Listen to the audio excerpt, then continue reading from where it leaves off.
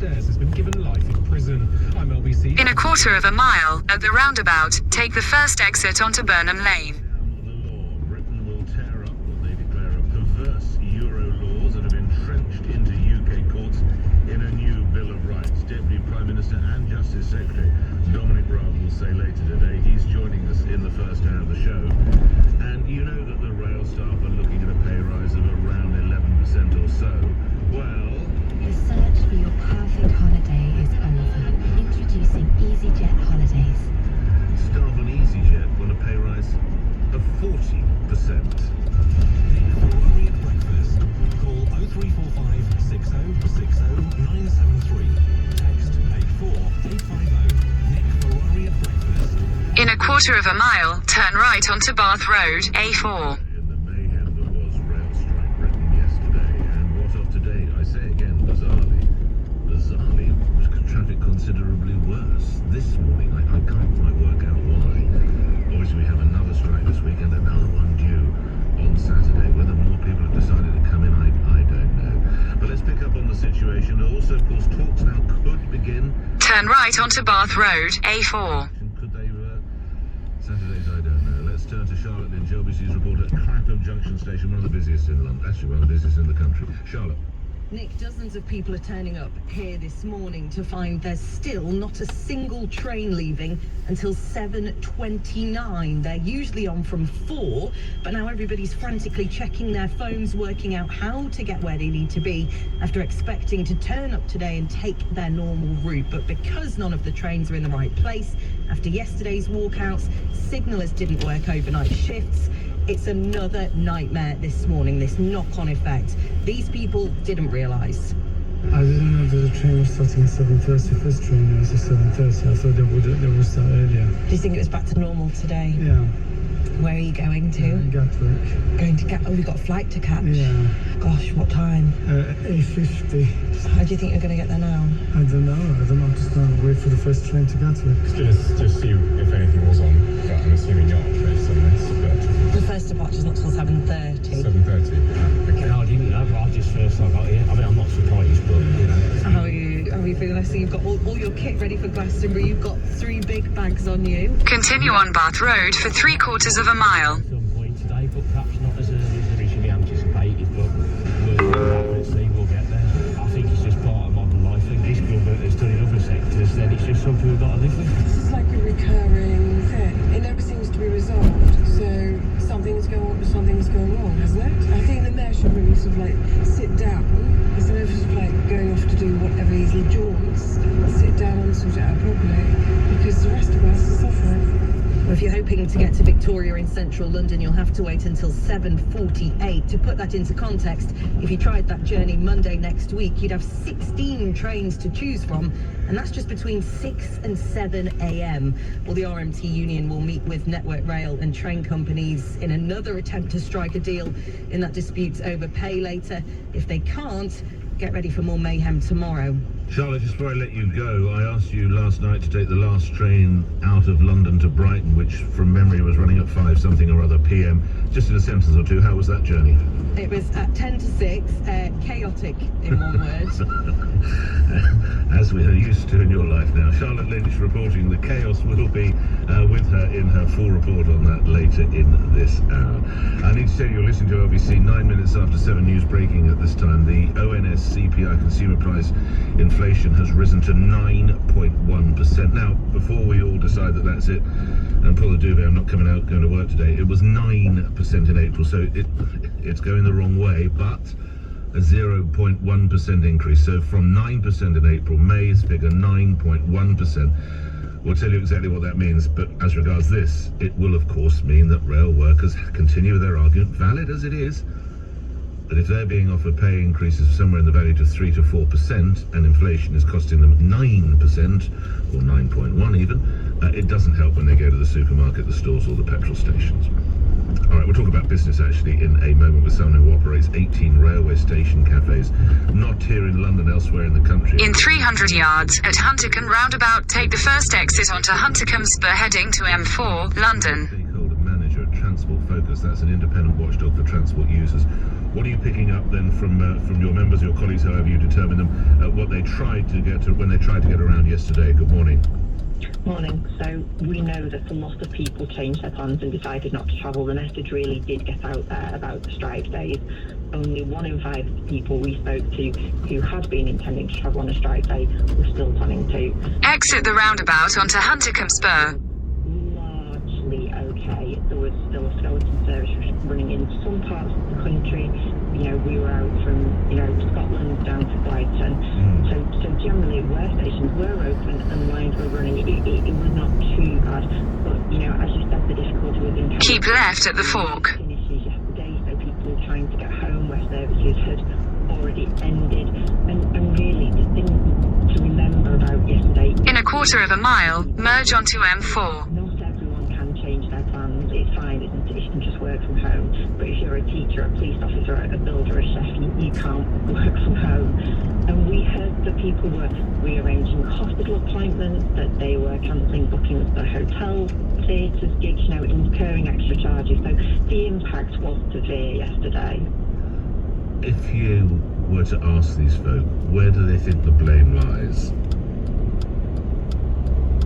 Well, I think you get a mixed response, and that's what we're seeing on polls across the internet, aren't we? People fall on one side or the other. Some people support the unions, some people don't. But ultimately, passengers are bearing the brunt of this, and what everyone wants is them to get back round the table to get the dispute resolved. Louise Collins, a senior stakeholder manager at Transport Focus, 12 after 7. Thank you. Let's get to the impact on business now. Nick Garnell is managing director of Gourmet Coffee Bar and Kitchen. Now, they operate 18 railway station restaurants and cafes across the north, the Midlands, and also in Wales. And joins me now, Mr. Garnell. How was business yesterday? Good morning. Well, we've certainly had better days than yesterday. Do you have a percentage for how much you were down? 8. No, not down. We did 8% of what we did last Tuesday. Now, some of that is because some of our stations were simply closed. They were closed because the line was closed, or there were no signalmen to allow the station to open up. But even in those that we opened, it was desperately quiet. Tell me what the Gourmet Coffee Bar and Kitchen offering normally is. I would imagine a breakfast to go, a lunch on the run, or whatever it might be. Yeah, it's interesting. It's shifted post-pandemic. We're less about morning commuters and more about leisure travellers during the day. But we're essentially specialty coffee, so proper coffee at stations with some good quality snacks to go with it. Mostly, almost exclusively for people who are about to jump on a train, or not.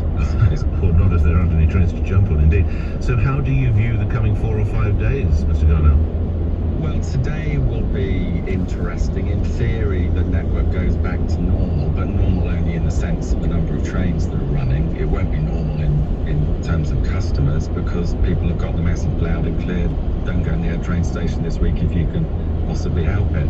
And I'm assuming that unless the white smoke goes up from the talks, that Thursday and Saturday will be as dire as it was yesterday. You'll have paid even closer attention to the headlines earlier this week than I did, I imagine, when it said possibly 6 months of strikes. Not a full 6 months, but back to work for 2 or 3 weeks, then out again, then back and out. What might that mean? How do you view that, Mr. Garnell?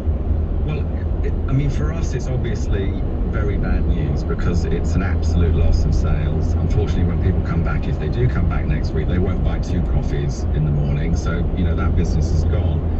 And we are a relatively small business. There are, many, many others operating at stations or near stations. But the sadness from our point of view is the sort of structural damage that this does to a rail network that's sort of reeling back from the pandemic.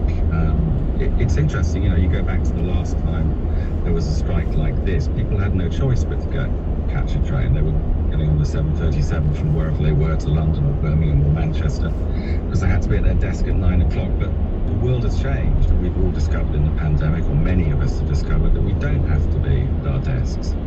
So the fact that the rail numbers last week were back at somewhere a little bit north of 80% of where they were is because people want to come to trains. It is actually still a very efficient way of moving people around the country. It's environmentally much the best way to travel. So the sadness of all of this is that people who had chosen to return are now being effectively discouraged from doing so. Lastly, as regards the industrial dispute, do you want to tell me where your sympathies lie, or you see both sides?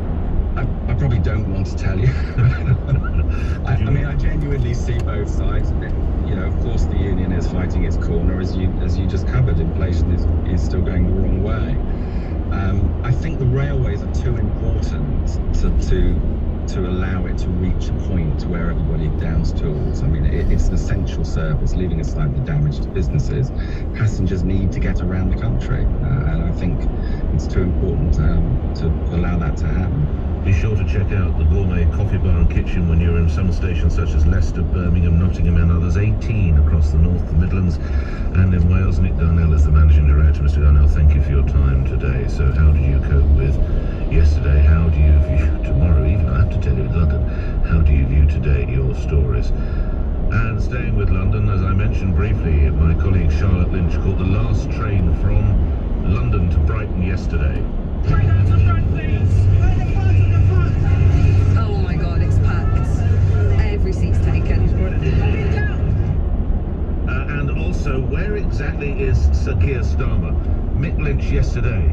It doesn't really bother me whether Keir Starmer supports us or not. We've got the support of our members, and we're getting a lot of messages of support from working people. People driving past here this morning are expressing their support. We'll look at why Labour isn't working as regards the rail strikes.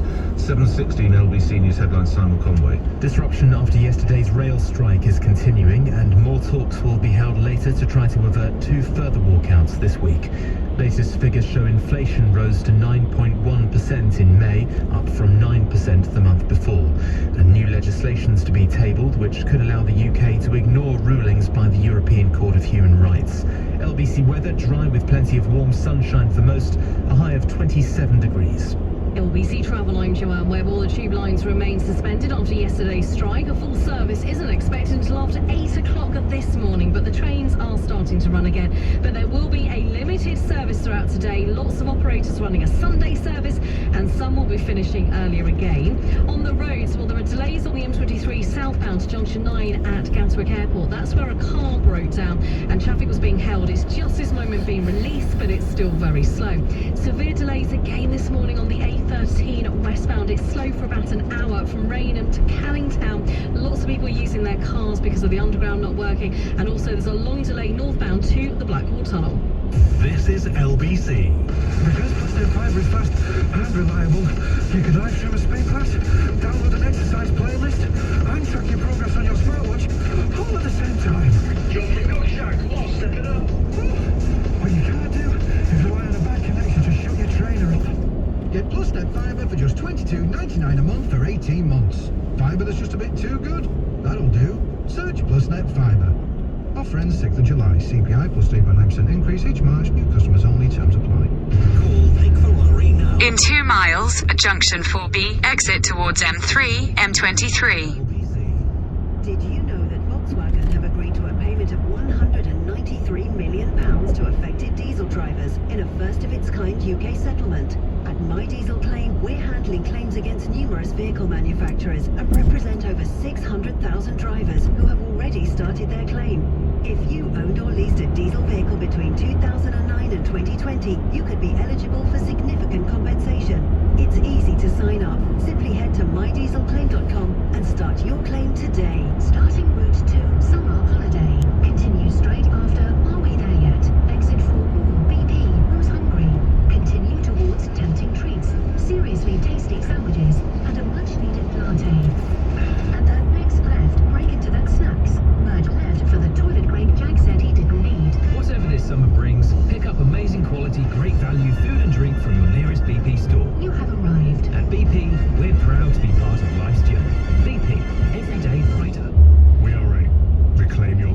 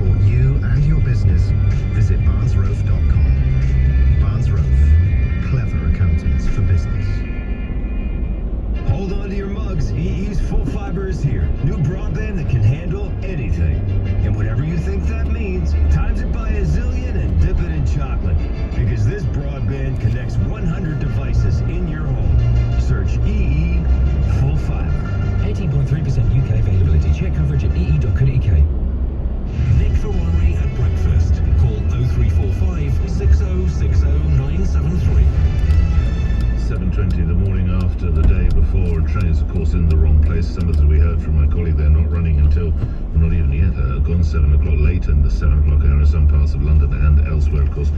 Tell me your stories of how you cope and how you're planning to cope today. It is understandably the front page of, I think, all the newspapers. Yes, it is. So let me quickly go through the various headlines. For in no particular order, for the Times, they point out, and this is something we're going to be looking at later in the show, 25 left-wing MPs defy their party. In 300 yards at junction 4B, exit towards M3, M23. Who went missing yesterday. To my knowledge, did anybody hear anything from the London mayor? I certainly didn't. I won't pretend I listened. Exit at junction 4B, then keep right at the fork. Up in the evening news. Not a word from Sadiq Khan. Shouldn't he have been out? Either demanding that the government get something done, or the rail operators get something done, or but he'd never say this, would he? The rail workers go back. And it is shameful that every single charge is still in place in London. Congestion charge and all the others. Keep right at the fork. I would argue unnecessary roadworks. I would have thought, unfortunately I didn't, but if I was trying to get out of town any time after about 4:30 last night out of London. Continue on M25 south for 1.5 miles. And not a word from the mayor. You might have views on that. Other front pages. The Daily Express asks, hatred of Boris, is this what it's all about? This is a comment from Mick Lynch, who reportedly said that Boris Johnson is responsible for the strikes because he's one of the old Etonians speaking Latin and Greek with barely a paid hour of employment between them. He's referring to those who seem to be at the top of the Conservative Party, so that is, of course, a potential class war. That's the Sun's headline. Rail unions cripple UK. Arthur Scargill was out and about yesterday. Oh my goodness, it really does reignite, doesn't it, the idea of the 1980s misery, the miners' strikes, the winter of discontent, which I appreciate was not the 1980s, that was the late 70s. But when you get an old war horse like Scargill out again, doesn't that tell you everything you need to know? Johnson ready for strike, stalemate to last months is the front page of the Times. Well, I explored that with that business owner, the gourmet bar and kitchen owner. The UK's new strike-breaking laws won't fix the crisis. This is, of course, in part what we might be hearing from Dominic Raab later today. Gold age pensions. This is the Metro. Now, they're combining Ghost Train. So there we are. There's one train rattling out of. Is it Clapham? It's not right. It is Clapham Junction. Just one train out of Clapham Junction. That's a rarity. In a quarter of a mile at junction 14, use the left 2 lanes to take the A3113 exit to Heathrow Airport. We are looking at that later in the show. That's the Metro combining those two stories. The Daily Telegraph does similar. I'm going to guess that's Waterloo. That's 2 out of 2. That's right. So there's young. Use the left 2 lanes to exit at junction 14, then keep right. All children do.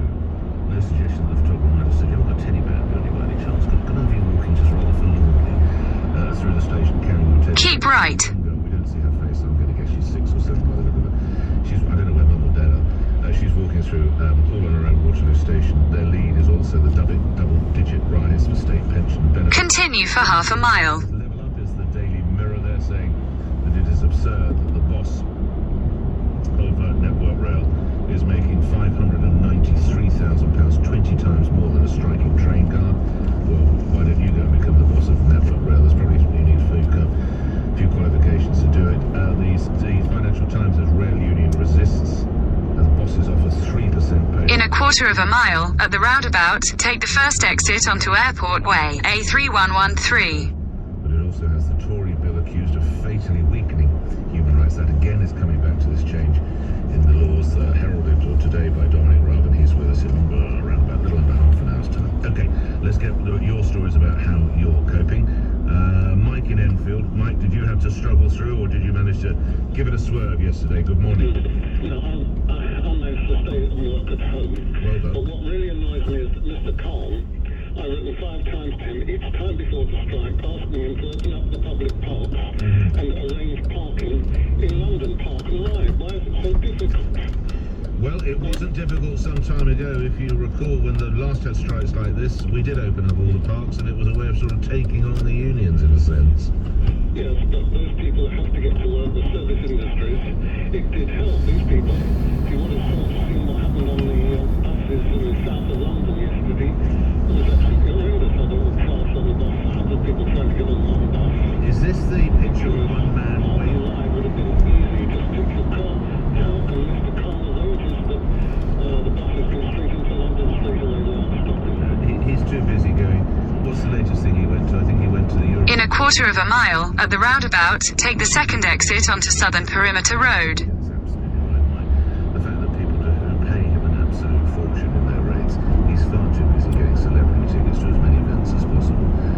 Mike, thank you for that. It would have made a heck of a difference. I agree with you. Let's go to other matters. Ian, you'll be the next caller on this. 7:26 is the time. Now to the story of former soldier Colin Reeves, handed a life term with a minimum of 38 years to be served in jail for murdering his neighbours. Details from Tom Seymour, LBC's Bristol reporter, who was at the sentencing yesterday at Bristol Crown Court. Tom.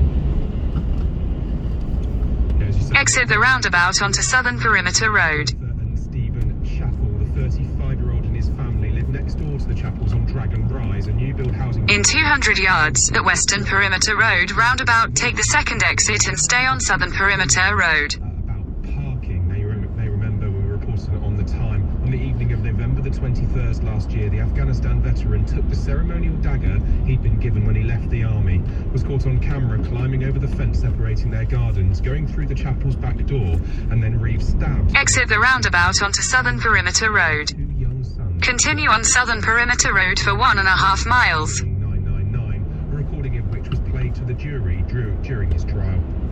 The neighbour's been stabbed by who? By me. By you? Yes. Right, okay. And where are they? Are they in their house? Yes. Alright, stay on the line for me, okay? How bad are the injuries? They've been stabbed. Right, several times. Alright, stay on the line for me, okay? Are you in your house on your own? No, I'm with my wife, my children in bed. Alright, okay. Alright, tell me exactly what's happened. Tell me exactly what's happened. Take a deep breath. I went round. Yeah? With a knife. Okay. And I've stabbed both of them. Alright, how many times?